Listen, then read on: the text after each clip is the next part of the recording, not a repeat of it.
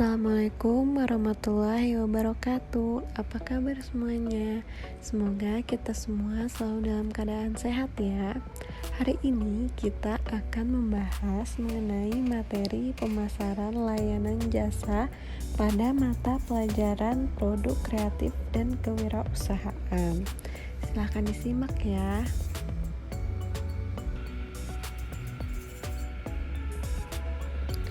Nah, tujuan pembelajaran pada hari ini yaitu kalian dapat mengetahui pengertian dari pemasaran, lalu memahami strategi pemasaran jasa, dan nantinya kalian dapat melakukan pemasaran layanan jasa.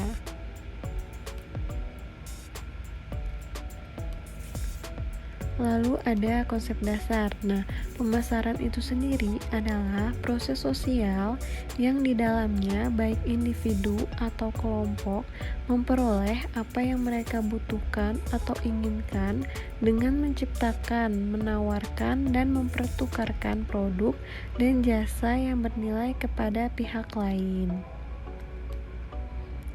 Nah, pemasaran juga merupakan suatu sistem yang terkait dengan proses penjualan produk, barang, atau jasa kepada konsumen. Nah, namun pemasaran itu sangat berbeda dengan penjualan. Nah, apa yang membedakan pemasaran dengan penjualan yaitu pada penjualan itu menekankan pada bagaimana pembuatan produk dan jasa dapat dijual kepada target market. Nah, terkadang konsumen itu bisa tidak menyukai apa yang ditawarkan kepada mereka.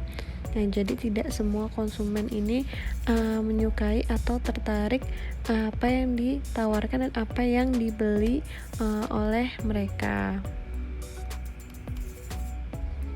Nah, namun pada pemasaran itu meyakinkan pelanggan dengan cara mengembangkan hasil produksi yang diinginkan oleh pelanggan.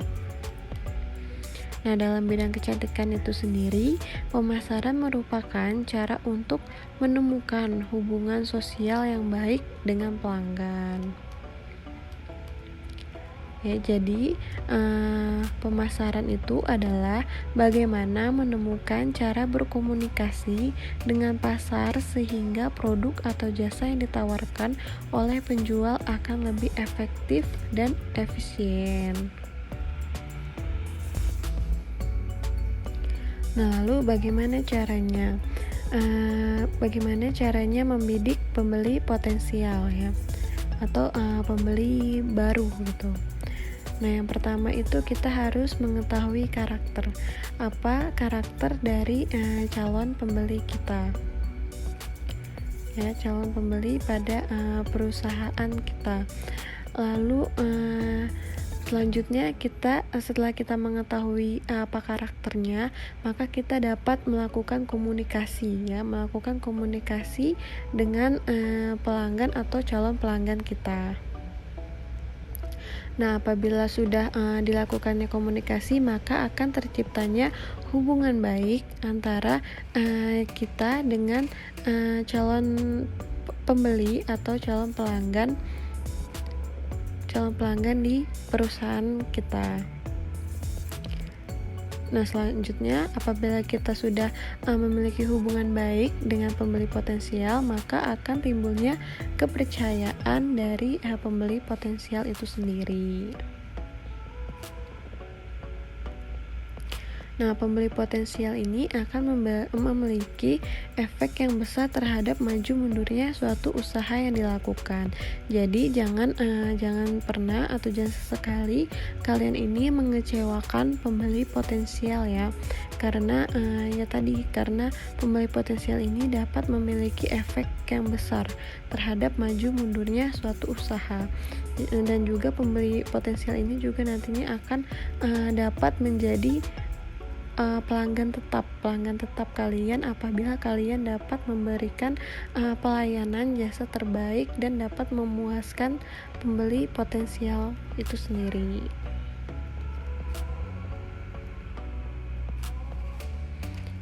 Nah, lalu bagaimana cara menarik pembeli potensial menjadi pelanggan? Tadi yang pertama itu kalian dapat memberikan produk sampel secara gratis ya, sehingga pembeli potensial ini tertarik untuk mencoba produk yang ditawarkan.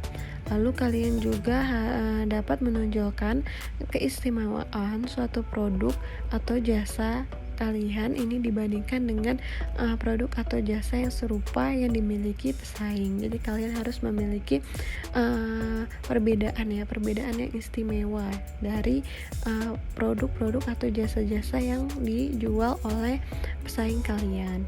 Lalu kalian dapat menyediakan tawaran pelayanan penjualan, misalnya seperti potongan harga, lalu misalnya paket pelayanan jasa, dan lainnya.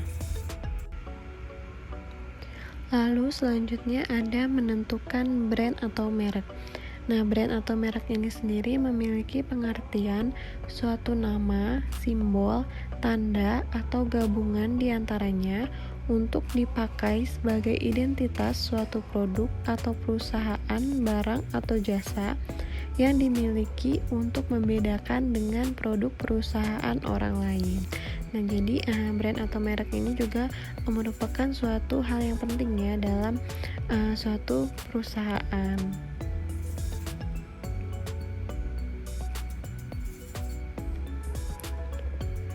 Nah, lalu ya tadi apa pentingnya sebuah brand atau merek bagi suatu perusahaan, yaitu dapat memberikan jaminan kepada konsumen untuk membedakan suatu produk dengan produk lainnya. Lalu dapat membuat perusahaan dapat membedakan produk-produk yang mereka miliki, misalnya apabila mereka memiliki produk yang lebih dari satu ya. Lalu merek juga merupakan alat pemasaran dan dasar untuk membangun citra dan reputasi perusahaan. Lalu merek dapat dilisensikan sehingga menjadi sumber penghasilan langsung berupa royalti. Merek juga merupakan bagian penting dalam persetujuan waralaba merek dan dapat menjadi aset bisnis yang sangat berharga. Selanjutnya, merek dapat mendorong perusahaan untuk berinvestasi dalam meningkatkan kualitas produk. Lalu merek juga merupakan hal yang sangat bermanfaat untuk menambah pendapatan. Jadi merek ini merupakan hal yang penting ya dalam sebuah perusahaan.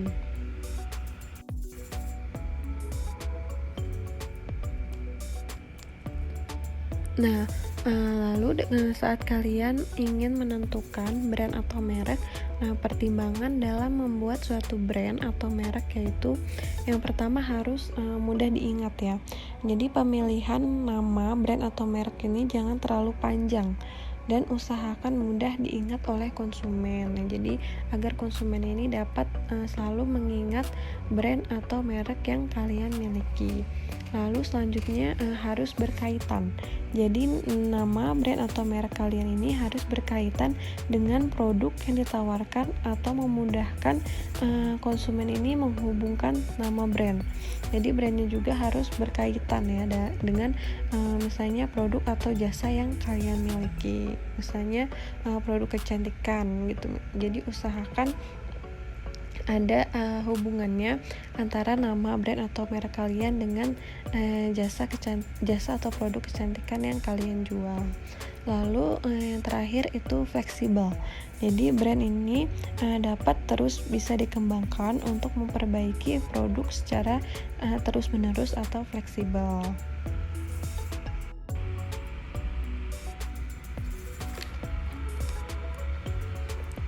Lalu selanjutnya ada melakukan pemasaran jasa. Nah, dalam melakukan pemasaran jasa ini kalian kan pasti melakukan penentuan harga ya. Nah, penentuan harga produk atau jasa ini harus melihat dari perspektif konsumen dan pasar. Jadi kalian juga harus melakukan riset pada konsumen dan pasar yang ada di sekitar perusahaan atau usaha kalian, yaitu dengan melihat yang pertama itu biaya atau harga yang kompetitif tetapi tidak murahan. Nah ya, jadi kalian dalam menentukan harga atau biaya suatu pelayanan atau jasa yang kalian berikan ini, kalian harus memberikan harga yang kompetitif ya. Jadi tetapi tidak murahan gitu, karena tidak semua pelanggan itu menyukai harga yang murah. Nah, ada juga pelanggan yang malah memilih harga yang lebih tinggi ya. Jadi tergantung dari karakter pelanggan atau calon pelanggan kalian.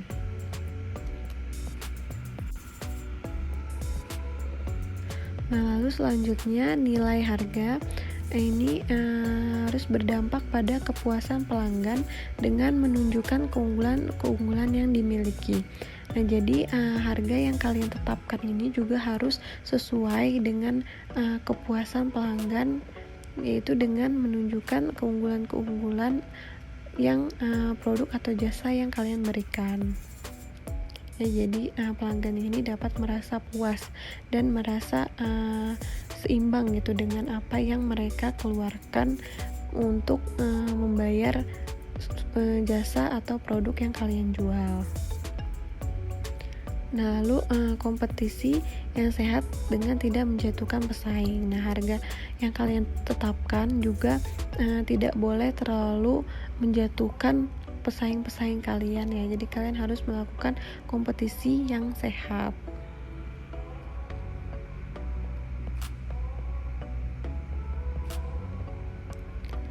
Nah, untuk selanjutnya, untuk dapat melakukan kegiatan promosi dengan optimal, maka perusahaan jasa dapat menggunakan bauran promosi yang terdiri atas periklanan atau advertising, lalu penjualan langsung atau personal selling, promosi penjualan, sales promotion, lalu ada PR atau public relation, lalu ada informasi dari mulut ke mulut atau word of mouth, lalu ada pemasaran langsung atau direct marketing, dan yang terakhir ada publikasi.